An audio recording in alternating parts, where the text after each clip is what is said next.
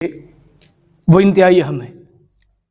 ایک بات قرآن مجید اور تراویح کے تعلق سے بڑی اہم ہے کہ جب کوئی امام قرآن مجید کی تلاوت کرتا ہے تو پیچھے جو باتیں سمجھ میں آتی ہیں وہ ایسی ہیں کہ جیسے کہ کسی گاڑی میں ہیرے جواہرات گر رہے ہوں اور پیچھے چلنے والا ان ہیرے جواہرات کو بٹورنے کی کوشش کرتا ہے۔ وہ اتنے زیادہ ہیں کہ سمجھ میں نہیں آتا کہ کون سا ہیرا اٹھایا جائے اور کون سا چھوڑا جائے۔ تو قرآن مجید کی ایک ایک آیت کسی ہیرے جواہرات سے کم نہیں ہے، لیکن چونکہ اختصار کے ساتھ پیش کرنا ہے اسی لیے آج کی تراویح میں جو باتیں ہمارے سامنے پیش کی گئیں وہ 3 بنیادی چیزیں ہیں جو میری سمجھ میں آئی ہیں اور میں آپ کے سامنے پیش کر رہا ہوں۔ سب سے پہلی بات تو یہ بتائی گئی کہ قوموں کا جو عروج و زوال ہے وہ اصل میں خود قوموں کے اوپر منحصر ہے۔ چاہے دنیا کی کوئی بھی قوم رہی ہو، اللہ پاک خود کسی قوم کی حالت نہیں بدلتا اگر وہ قوم اپنی حالت بدلنے کو تیار نہیں ہوتی۔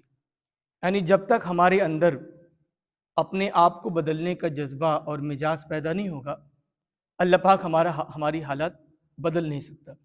آج کی تراویح کا بہت بنیادی نقطہ ہے کہ اللہ پاک انہی قوموں کے حالات بدلتا ہے، انہی قوموں کو ذلت و رسوائی سے نکالتا ہے، انہی قوموں کی عزت اور سربلندی عطا کرتا ہے جو عزت کی زندگی جینا چاہتے ہیں۔ رہیں وہ لوگ، وہ قومیں یا وہ ممالک جو غلامی کی زندگی بسر کرنا چاہتے ہوں تو دنیا کی کوئی طاقت انہیں عزت کی زندگی نہیں دے سکتی۔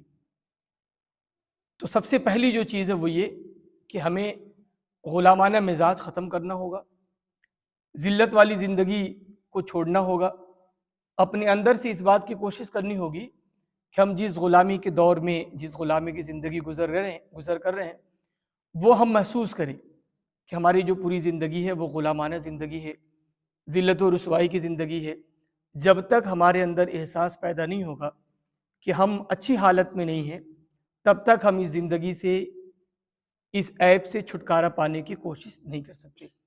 تو دنیا کی جو بھی قومیں سربلند ہیں یا جو قومیں سربلند ہونے کی جدوجہد کر رہی ہیں اصل میں وہ اس چیز کو، اس نقطے کو سمجھ رہی ہیں کہ غلامی کو ترجیح دینا، ذلت کو ترجیح دینا، رسوائی کو ترجیح دینا یہ خود اپنے آپ میں ذلت و رسوائی کی انتہا ہے۔ تو یہ آج کی تراویح میں یہ بات ہمارے سامنے پیش کی گئی۔ دوسری اور بہت بڑی بات جو نقطہ ہمارے سامنے پیش کیا گیا کہ دیکھیے دنیا میں بہت سارے مذاہب ہیں، ان مذاہب کے ماننے والے بہت سارے لوگ ہیں اور ہر مذہب کا اپنا اپنا خدا، اپنے اپنے معبود ہیں۔ آج کی تراویح میں 2-2-4 کی طرح یہ بتایا گیا کہ پکارنے کا حق، دعا کرنے کا حق، یعنی جس سے دعا مانگی جائے وہ صرف اللہ کی ذات ہے، اور یہ ہمارا نصیب ہے کہ ہم اس رب کے ماننے والے ہیں جو دعائیں سنتا ہے۔ آج کی تراویح میں بتایا گیا کہ دنیا کے جتنے بھی لوگ ہیں جو اپنے معبودوں کو بلاتے ہیں کوئی ان کی پکار سننے والا نہیں ہے۔ اس بات پر ہمارا ایمان اور ہمارا یقین ہونا چاہیے کہ اللہ کو پکارنا ہی برحق ہے۔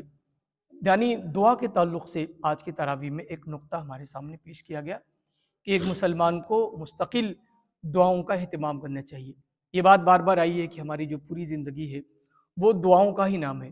ہمارے یہاں دیکھ لیجئے آپ، سونے کی دعا ہے، سو کر اٹھنے کی دعا ہے، گاڑی پہ سوار ہونے کی دعا ہے، گاڑی سے اترنے کی دعا ہے، کھانا کھانے کی دعا ہے، کھانا کھانے کے بعد کی دعا ہے، بیت الخلاء میں جانے کی دعا ہے اور بیت الخلاء سے نکلنے کی دعا ہے۔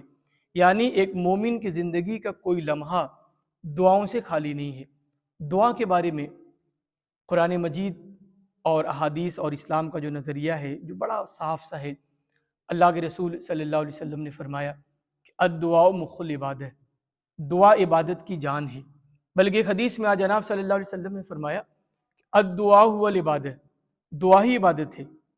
اور ایک بہت پیاری حدیث ہے، اللہ کے رسول صلی اللہ علیہ وسلم فرماتے ہیں کہ اللہ پاک کو دعا سے بڑھ کر کوئی عبادت محبوب نہیں ہے۔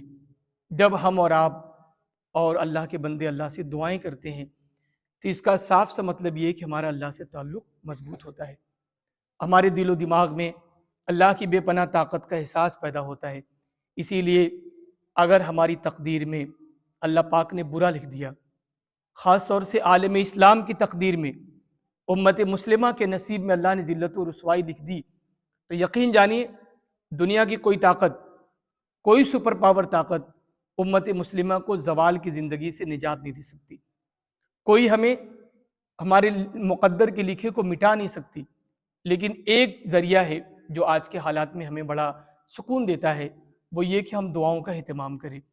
اللہ کے رسول صلی اللہ علیہ وسلم نے فرمایا کہ لا يرد القضاء الا الدعاء، ہماری تقدیر میں جو لکھا جا چکا اسے دنیا کی کوئی طاقت مٹا نہیں پائے گی۔ یعنی اگر اللہ پاک نے امت مسلمہ کے مقدر میں زوال لکھ دیا ہے، رسوائی لکھ دی ہے، دنیا کی کوئی طاقت ہمیں بچا نہیں پائے گی۔ تو اللہ کے رسول نے فرمایا کہ ہماری تقدیر کے لکھے کو دعا ٹال سکتی ہے۔ تو امت مسلمہ کے ایک ایک فرد کو آج کے زمانے میں اور موجودہ جو سیناریو ہے اس میں ہمیں دعاؤں کا خوب اہتمام کرنا چاہیے۔ رمضان کا مہینہ ہے، قرآن کا مہینہ ہے، یہ دعاؤں کا بھی مہینہ ہے۔ ہمیں سحری کے وقت دعائیں کرنی چاہیے، افطاری کے وقت دعائیں کرنی چاہیے، صبح شام دعائیں کرنی چاہیے، ہر نماز کے بعد اللہ سے مانگنا چاہیے۔ اپنے لیے دعائیں مانگیں، اپنے بال بچوں کے لیے دعائیں مانگیں، ملت کے لیے دعائیں مانگیں، عالم اسلام کے لیے دعائیں مانگیں، مظلوموں کے لیے دعائیں مانگیں۔ تو آج کی تراویح کا بہت بڑا پیغام یہ ہے کہ دعا ایک مومن کا ہتھیار ہے، دعا ایک مومن کی جان ہے، دعا ایک مومن کی پہچان ہے۔ تیسری اور آخری بات جو آج کی تراویح میں پیش کی گئی کہ دیکھیے یہ بتایا گیا کہ اللہ پاک نے ہم پر بڑا احسان کیا ہے۔ اس دنیا میں آنے سے پہلے جن جن چیزوں کی ضرورت تھی، ابھی یہ دنیا میں نہیں آئے ہم، لیکن دنیا میں آنے سے پہلے جن چیزوں کی ضرورت تھی اللہ نے وہ چیزیں بغیر مانگے عطا کر دی۔ ہوائیں دے دی، روشنی دے دی، گرمی دے دی، سورج چاند دے دیے، زمین آسمان بنا دیے، اور پھر اس دنیا میں آنے کے بعد جن چیزوں کی ضرورت تھی اللہ نے وہ چیزیں بھی بغیر مانگے دے دی۔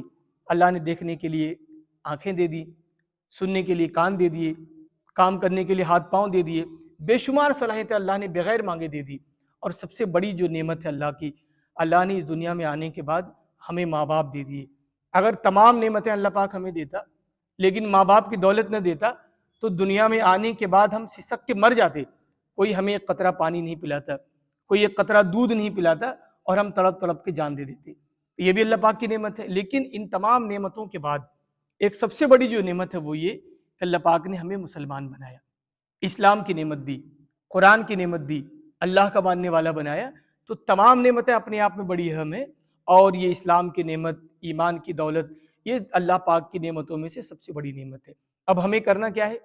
آج کی تراویح میں بتایا گیا کہ اللہ نے جو جتنی نعمتیں آپ کو دی ہیں، آپ کی ذمہ داری بنتی ہے کہ آپ ان نعمتوں کا شکریہ ادا کریں۔